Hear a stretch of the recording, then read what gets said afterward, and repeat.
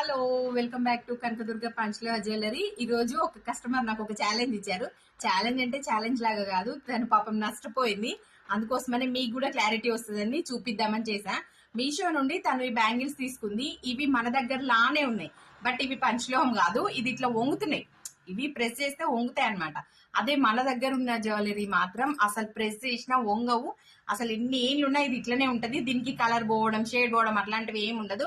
మన బాడీ మీదనే రీపాలిష్ అయిపోతుంది. మీరు దాని గురించి టెన్షన్ పడాల్సిన పనే లేదు. చూడండి, ఇందులో వైట్ అండ్ గ్రీన్ కాంబినేషన్ లో మన దగ్గర ఉన్నాయి. అండ్ నెక్స్ట్ తను తీసుకుంది ఇది యాక్చువల్ గా వాళ్ళకి 2-4 సైజ్ అని చెప్పి పంపారు.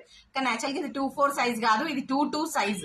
ఓకేనా? మీరు మీషోలో పెట్టుకునేటప్పుడు ఒక సైజ్ ఎక్కువనే పెట్టుకోవాలి. పంచలో జ్యువెలరీ అంటే సైజ్ అనేది వేరియేషన్ లో ఉంటది. మనకు 2-8 సైజ్ మనం చేసుకుంటే 2-6 వస్తుంది. ఓకేనా? ఇది బాగా గమనించాలి, లేకపోతే మీరు కూడా నష్టపోతారు. ఓకేనా? Thank you for watching.